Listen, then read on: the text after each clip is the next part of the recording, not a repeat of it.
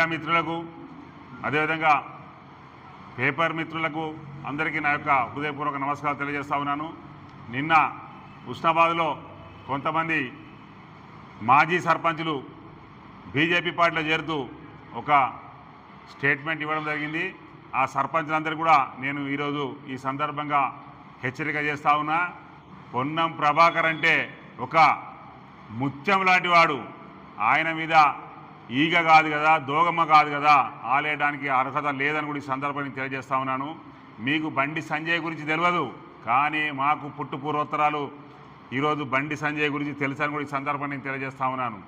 ఆయన శిశు మందిర్ నుంచి చదివినప్పటి నుంచి కూడా ఆయన వాస్తవంగా ఏంటంటే ఏమైనా బీజేపీ కావచ్చు, ఏబీవీపీ కావచ్చు, లేకపోతే ఆర్ఎస్ఎస్ కావచ్చు, బజరంగ్ దళ్ కావచ్చు, ఇంకోటి కావచ్చు ఈరోజు సెంటిమెంటు ఏదైతే హిందుత్వ ఓటర్లను గాలం వేసి బుట్టలో వేసుకోవాలనే ఉద్దేశంతో ఈరోజు బండి సంజయ్ గారు జై శ్రీరామ్ అనే నినాదంతో ఈరోజు పబ్లిక్లో రావడం జరుగుతూ ఉంది. కానీ 5 సంవత్సరాల క్రితం ఆయన ఒక కార్పొరేటర్కు ఎక్కువ, జెడ్పీటీసీకి తక్కువ అని కూడా ఈ సందర్భాన్ని నేను తెలియజేస్తా ఉన్నాను. వాస్తవంగా బండి సంజయ్ గారు ఈ 5 సంవత్సరాల ఒక్క పైసా కూడా మన కరీంనగర్ పార్లమెంటు కాన్స్టిట్యున్సీకి తీసుకురాలేదని కూడా ఈ సందర్భంగా మీకు తెలియజేస్తా ఉన్నాను. ఒకే ఒక్క ప్రాజెక్ట్ ఆయన తెచ్చింది ఏదంటే తీగలుండపల్లి కాడ ఒక రైల్వే బ్రిడ్జు వారు ఏర్పాటు చేయడం జరిగింది. అది కూడా ఒక కొబ్బరికాయ కొట్టింది తప్ప ఇప్పుడు పనులు కూడా అక్కడనే ఆగిపోయినాయని కూడా ఈ సందర్భంగా తెలియజేస్తా ఉన్నాను. ఒక రైల్వే బ్రిడ్జ్ కట్టాలంటే కనీసం 1 సంవత్సరం 2 సంవత్సరాలు సరిపోతుంది. అటువంటిది ఆయన 5 సంవత్సరాలు అయిపోయే దశకు లాస్ట్ ఎండింగ్లో ఒక కొబ్బరికాయ కొట్టి స్టార్ట్ చేసింది తప్ప ఎలాంటి అభివృద్ధి కార్యక్రమం చేయలేదని కూడా ఈ సందర్భంగా తెలియజేస్తా ఉన్నాను.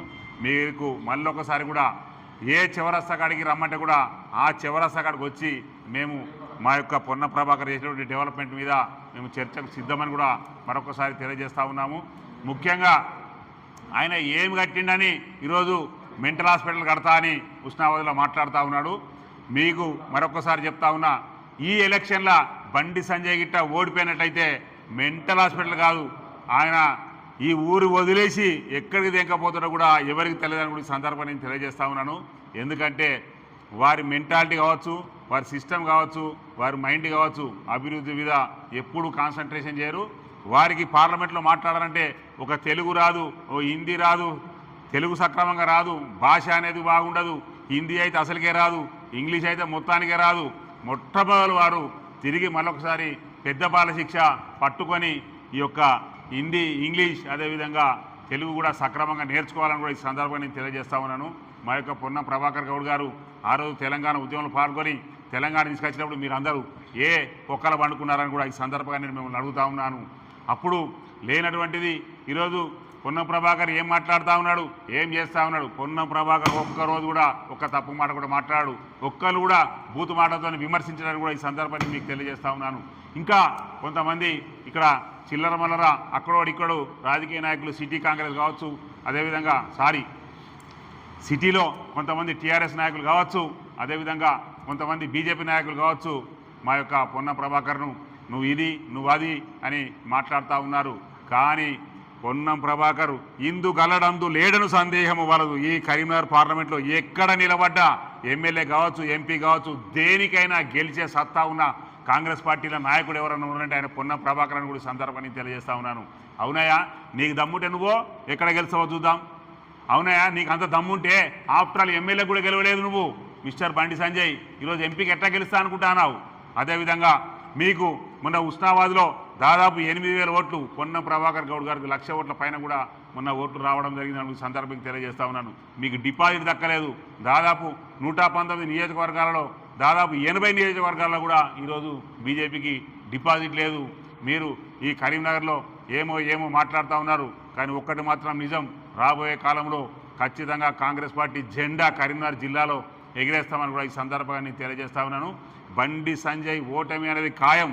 మీకు కూడా మళ్ళొకసారి చెప్తా ఉన్నాను, మేము చేసినటువంటి డెవలప్మెంట్, ఇందిరమ్మ ఇళ్ళు కావచ్చు, తర్వాత సోషల్ డెవలప్మెంట్ కావచ్చు, హాస్టల్ కావచ్చు, విద్యా సంస్థలు కావచ్చు, వైద్య సంస్థలు కావచ్చు, మొన్న కూడా కొత్తగా మళ్ళొక బిల్డింగ్ కూడా శాంక్షన్ చేసిన మెడికల్ కాలేజ్కి ఇట్లాంటి ఎన్నో మేము కార్యక్రమాలు చేసినాం. బీజేపీ ఈ రాష్ట్రానికి ఏం చేసిందో ఒక్క మాటన చెప్పమని కూడా ఈ సందర్భంగా నేను ఈరోజు బండి సంజయ్ గారిని అడుగుతా ఉన్నా. వారి తరఫున తాపేదారులు ఉండొచ్చు, ఇంకా నక్కలు ఎన్నో ఉండొచ్చు, అవి ఏం మరిగినా కానీ పొన్నం ప్రభాకర్ గారి యొక్క ఒక చిన్న రోమన్ కూడా ఎవరు పీకలేరని కూడా ఈ సందర్భాన్ని తెలియజేస్తా ఉన్నాను. అవును, ఉన్నది ఉన్నట్టు మాట్లాడతాడు పొన్నం ప్రభాకర్, కుండ బద్దలు కొడతాడని కూడా ఈ సందర్భంగా నేను తెలియజేస్తా ఉన్నాను. బస్తీమే సవాల్ ఈ యొక్క బీజేపీ నాయకులందరూ కూడా రేపు పొద్దున ఇక్కడ బీజేపీ పార్టీ ఓడిపోయినట్టయితే అందరూ శంకరమాన్యాలు పట్టాల్సిందని కూడా ఈ సందర్భంగా నేను తెలియజేస్తా ఉన్నాను. ఈ అవకాశం కలిసినటువంటి మీడియా మిత్రులందరికీ మళ్ళొకసారి ధన్యవాదాలు తెలియజేస్తా ఉన్నాను. జై హింద్, జై కాంగ్రెస్.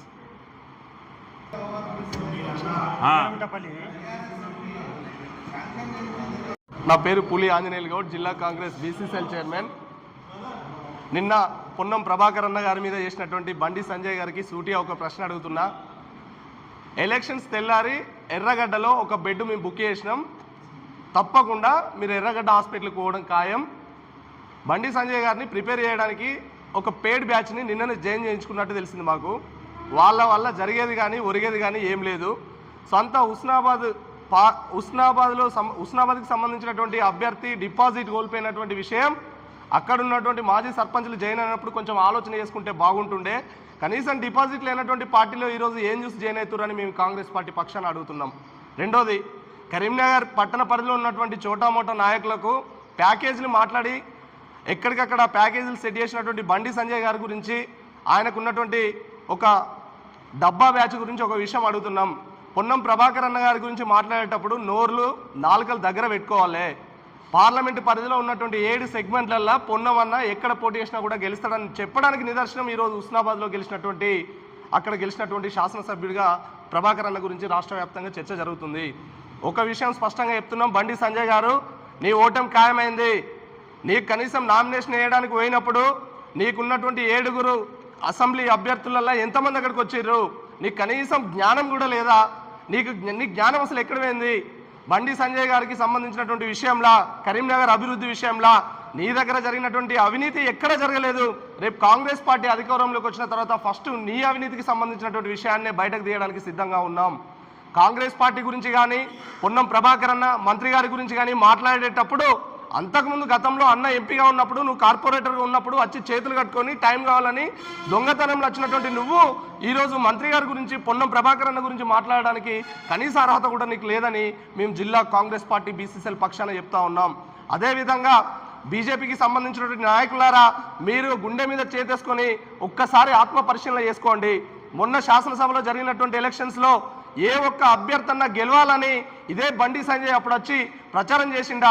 కాబట్టి మీకు మంచి అవకాశం వచ్చింది. ఖచ్చితంగా బండి సంజయ్ని మీరే ఓడించాలి. ఎక్కడెక్కడ పోటీ చేసిన అభ్యర్థులు, అసెంబ్లీ అభ్యర్థులు ఉన్నారో శాసనసభలో 7 ఉన్నాయి. ఆ 7 కూడా నిజంగా గుండె మీద చేతేసుకొని బండి సంజయ్ని ఓడించడానికి ముందుగా మీరే కంకణం కట్టుకోవాలని ఈ సందర్భంగా మేము ఒక చిన్న పిలుపునిస్తున్నాం. అదేవిధంగా కాంగ్రెస్ పార్టీకి సంబంధించినటువంటి విషయాల మీద కానీ, కాంగ్రెస్ పార్టీకి సంబంధించినటువంటి నాయకుల మీద కానీ ఇంకొకసారి ఆరోపణలు చేస్తే మాత్రం ఖబర్దార్ బీజేపీ నాయకులారా. మతం పేరుతోని, కులాల పేరుతోని చివరికి భారతదేశం ప్రజాస్వామ్యంగా బద్ధంగా నడుస్తున్నటువంటి రాజ్యాంగాన్ని ఈరోజు మేము మారుస్తామని చెప్పుకొని అక్కడ మోడీ సవాల్ విసురుతూ ఉంటే మీకు సిగ్గనిపిస్తలేదా? మహాత్ముడైనటువంటి అంబేద్కర్ రాసినటువంటి రాజ్యాంగాన్ని రాయడానికి పునాదులు చేస్తున్నటువంటి మోడీకి ఓటేస్తే మన భారతదేశం ఎక్కడికి పోతుందో ఒకసారి మనందరం ఆలోచన చేసుకోవాల్సినటువంటి అవసరం వచ్చింది. మూడోసారి గెలుస్తాం అంటున్నారు. మూడోసారి కాదు, 2 సార్లు గెలిచినప్పుడు 15 లక్షల రూపాయలు, ఒక వ్యక్తికి 15 లక్షల రూపాయలు నల్లధనాన్ని తీసుకొచ్చి ఖాతాలో వేస్తున్నటువంటి నాయకులను మీరు ఎక్కడికక్కడ నిలదీయాలని కాంగ్రెస్ పార్లమెంట్ పరిధిలో ఉన్నటువంటి ఓటర్లను, నాయకులను అందరినీ ఒక విషయం స్పష్టంగా అడుగుతున్నాం. పొన్నం ప్రభాకర్ అన్న గురించి మాట్లాడితే బిడ్డ ఖబర్దార్, అది సంజయ్ అయినా కావచ్చు, అక్కడ ఉన్నటువంటి కిషన్ రెడ్డి అయినా కావచ్చు, ఇంకెవడైనా కావచ్చు, అన్న గురించి మాట్లాడితే జాగ్రత్త అని ఈ సందర్భంగా తెలియజేస్తూ మరొక్కసారి తెలంగాణ ప్రజలు, కరీంనగర్ పార్లమెంట్ ప్రజలు బ్రహ్మరథం బట్టి ఈసారి సంజయ్ని డిపాజిట్ లేకుండా ఓడించాలని, కాంగ్రెస్ పార్టీ అభ్యర్థిని గెలిపించాలని ఈ సందర్భంగా పిలుపునిస్తున్నాం.